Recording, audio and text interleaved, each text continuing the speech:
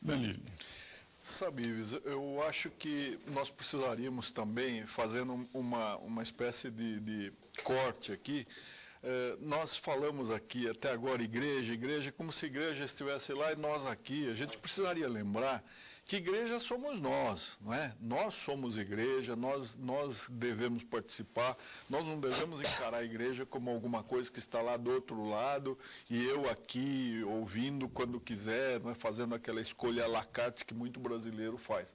E uma outra coisa que eu acho que nós aqui juristas precisaríamos pensar melhor, é essa facilidade com que no Brasil, em nome da liberdade de culto, qualquer pessoa funda uma igreja e passa a se beneficiar de todas as isenções, de todas as imunidades, não é? Copiando... A Folha de São Paulo outro dia mostrou como é que se funda uma igreja. Copiando o estatuto de uma instituição que existe há 2000 anos, não é? Sem a mínima criatividade, usando os mesmos títulos. Eu acho que isso é um abuso. Nós estamos abusando e isso é a serviço de causas, às vezes políticas, às vezes causas muito piores, causas criminosas. O Luiz Veríssimo diz que eles descendem de 2000 anos de Cristo, mas do ramo dos vendilhões do tempo. Dos vendilhões do tempo é bom. Daqueles que foram expulsos.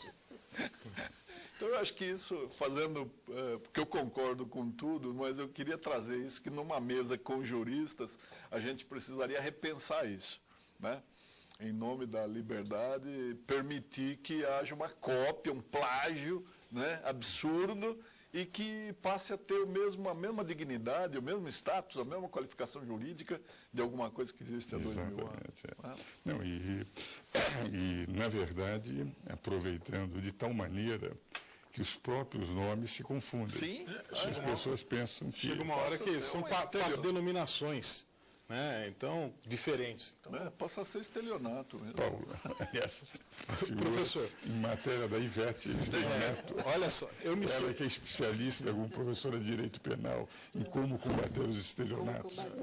Eu me segurei até agora para não falar, mas já que a doutora Ivete falou, a parte final dela, que ela fez uma crítica construtiva, elegante, em cima do que o senhor estava falando sobre as pessoas usarem a imagem da igreja, usarem Deus com finalidades escusas, e ela citou de forma muito elegante alguns setores ditos progressistas da igreja.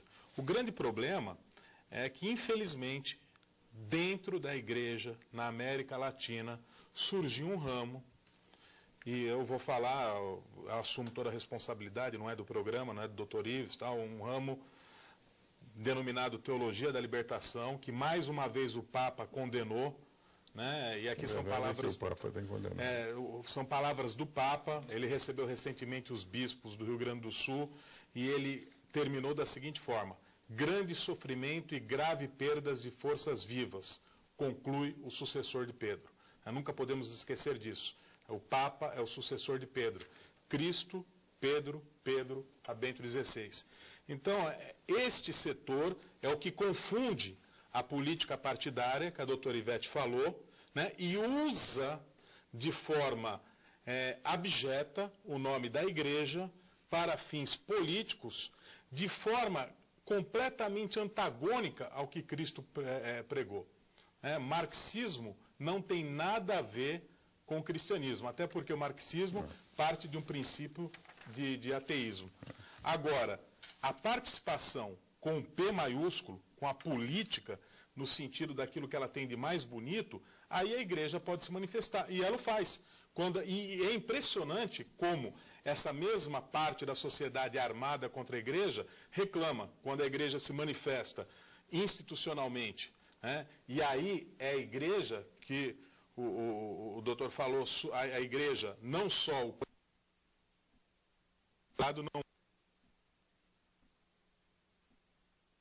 aborto, a igreja se manifesta contra a união homossexual, a igreja se manifesta contra um determinado ponto, a igreja se manifesta contra o Programa Nacional de Direitos Humanos, número 3, que eu tive a oportunidade de acompanhar o senhor no Rio de Janeiro, numa palestra no Clube Militar. Então, a igreja tem o direito de se manifestar. E ela o faz sempre de forma prudente, de forma séria, de forma elegante, tomando todo o cuidado do mundo para expor a verdade.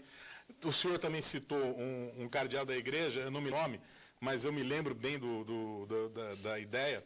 Uma vez um repórter perguntou para ele, cardeal, qual é a opinião da igreja a respeito disso? Ele falou assim, filho, a igreja não tem opinião, a igreja tem a verdade. Né? Então, por isso que talvez a igreja seja tão atacada. A igreja, ela tem a verdade. E ela não tem vergonha de dizer que ela tem a verdade. Ela não tem medo de dizer que tem a verdade. Então, ela assume isso. A verdade está com a igreja. Né? Ela respeita todas as outras fés, mas ela abraça a verdade. Excelente, Paulo. Então, nós estamos chegando ao fim do programa. Eu gostaria, Naline, em função temos esses últimos minutos, que você mandasse a sua mensagem aos nossos telespectadores e principalmente ao Papa Bento XVI pelos 5 anos do seu pontificado. Ives, eu acredito que o Brasil seja um filho predileto do Papa Bento XVI. Ele sabe que nós aqui temos um povo ávido por redescobrir a esperança do Evangelho. Nós estamos sequiosos por viver uma fraternidade e nós que sabemos o que a Constituição prometeu, que é a edificação de uma pátria justa, fraterna e solidária, essa pátria só pode ser uma pátria cristã. Então, esta terra que já se chamou de Santa Cruz, ela precisa novamente encontrar a cruz e nós esperamos que o Papa ainda volte aqui.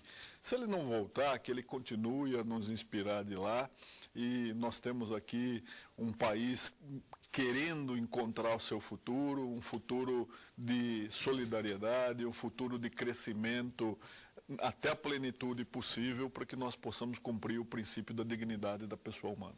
Caríssimo Ivete.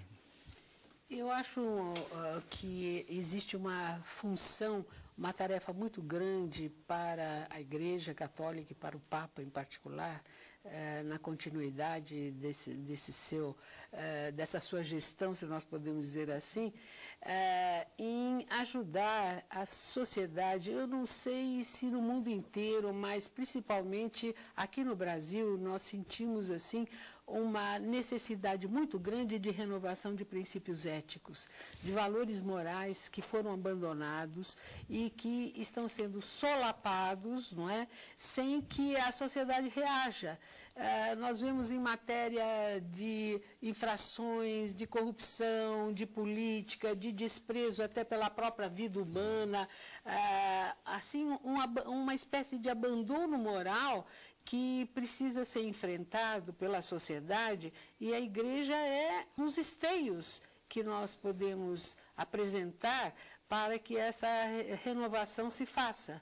E eu acho que deve ser feito em todos os níveis. E a Igreja Católica tem obrigação moral, porque ela é a guardiã, não é, da ética e da moral, em ajudar nessa tarefa que é de todos nós.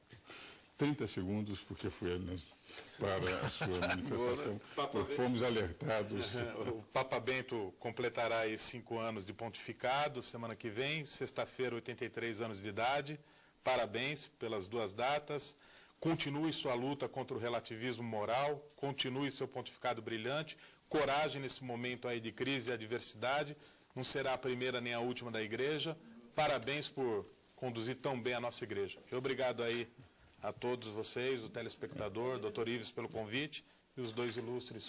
Quero agradecer aos 3 convidados, ao desembargador José Renato Nannini, a Paulo Cremonese e Ivete Senise Ferreira, que permitiram, assim, sob diversos aspectos, examinarmos o que tem representado o pontificado de Bento XVI e, fundamentalmente, esclarecermos alguns aspectos que nos parecem extremamente relevantes, principalmente naquelas críticas, em grande parte infundadas, que se tem feito à Igreja Católica, confundindo pessoas com a própria instituição. Agradeço enormemente a presença de todos e estamos encerrando o nosso programa, também desejando a Bento XVI um pontificado com muitos e muitos anos de um trabalho a favor da Igreja que se demonstre extremamente fecundo. Está encerrado.